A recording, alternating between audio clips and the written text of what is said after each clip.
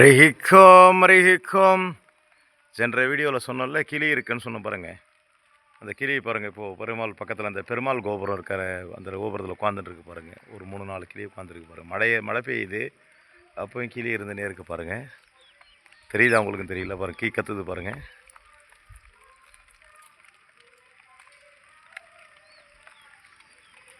இந்த கோபுரங்கள்லாம் நல்லா மழை பெஞ்சின்ட்டுருக்குங்க, லேசான மழை பெஞ்சின்ட்டுருக்கு. அதான் நீங்கள் பார்க்குறீங்க.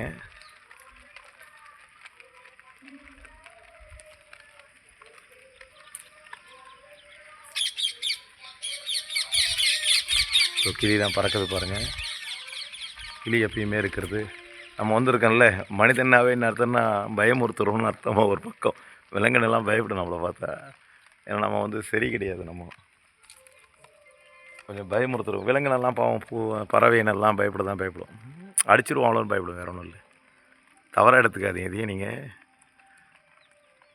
அதால் கொஞ்சம் அது பயந்த மயில் நிறைய இருக்குது. கிட்டத்தட்ட மயில் இங்கேருந்து 1 கிலோமீட்டர் தள்ளி ஒரு பக்கத்தில் ஒரு மலைக்கு போயிருக்கு.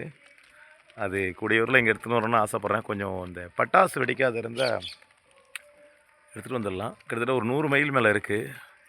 இங்கேருந்து ஒரு 1/2 கிலோமீட்டர் தள்ளி இந்த திருமால்படியிலும் குன்னமுடி போகிற வழியில் கிழங்குணம்னு சொல்லுவாங்க ஊர். அந்த ஊர் பக்கத்தில் இருக்குது. இங்கேருந்து மலை இந்த மயில் தான் ஒரு 3 மைல் எடுத்துகிட்டு வந்துடணும். அந்த 3 மைல் இப்போ 100 மைலாக இருக்குது. அந்த மயிலெலாம் வெளியே போயிருக்கு.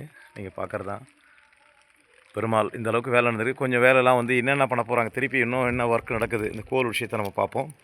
இந்த பார்த்திங்கல்ல, இது மேலே ஸ்டோன், அந்த காலத்தில் ஸ்டோன் ஒர்க் தான் பண்ணியிருக்காங்க. தரையை பண்ணியிருக்காங்க பாருங்கள். இது மேலே ஸ்டோன் ஒர்க், திருப்பி நியூ ஸ்டோன். இது கொஞ்சம் சரியில்லாத ஈவனாகலாம் இல்லாதுக்குல்ல, இது மேலே நியூ ஸ்டோன் சரியில்லாத இருக்குது. மேடு பள்ளமாக அதை கண்ணாமலான்னு இருக்குது பாருங்கள். இந்த ஆண்டாள் சந்தை காமிக்கிறேன். எல்லாத்தையும் இந்த இடத்துல உங்களுக்கு புது ஸ்டோன் போடுற மாதிரி ப்ரோக்ராம்ஸ் சேங்ஷன் ஆகிருக்கு. இதையும் பண்ண போகிறோம். இந்த ஒர்க்லாமும் எல்லாமே மார்கழி மாதம் கடைசிக்குள்ளே பண்ணி முடிச்சிடுற மாதிரி ஒரு ஐடியா வச்சுருக்கோம். சொர்க்கவாசல், நீங்கள் பார்க்குற இந்த சொர்க்கவாசல் கதவு தான் இது. ஓரளவுக்கு ஒர்க்கு ஒரு 90% ஒர்க்கு. இந்த 10% ஒர்க்கு இந்த தரை போடுற வேலை. தரைனா கல் தரை. இது மடப்பள்ளி. இது இந்த பார்க்குற ரூம். இது ஆண்டாள் உள்ளே இருக்கிறது, ஆண்டாள் சன்னதி. இந்த இடத்துல நம்ம பண்ணியாகணும். அந்த கல் தரையை சரியாக போட்டு பண்ணணும். இந்த மேலே புது கல் தரை போடணும். அவங்க கவர்மெண்ட் சைடில் சொல்கிறாங்க, அது சேங்ஷன் ஆகிருக்கிறத பண்ணணுன்றாங்க. இங்கெல்லாம் கிடையாது. இங்கே சிமெண்ட் தரை தான் இருக்கும். வழக்கமாக இருக்க மாதிரி சிமெண்ட் தரையை, சரியான சிமெண்ட் தரையாக இதுவாக இருக்கும். சரி பண்ணிவிடுவோம். மேடு பள்ளமாக இருக்குதுன்னா சரி பண்ணி டச்சப் ஒர்க்கோ நியூ ஒர்க்கோ முடிச்சு கொடுத்துருவோம். இதான் விஷயம். விமரமான சேவிச்சிங்க. பெருமாள் ஆசீர்வாதத்தில் புரட்டாசி மாத 5ஆம் சனிக்கிழமை ராஜகோபுர தரிசனம், கோபுர தரிசனம் கோடி புண்ணியம் என்று சொல்லுவாங்க.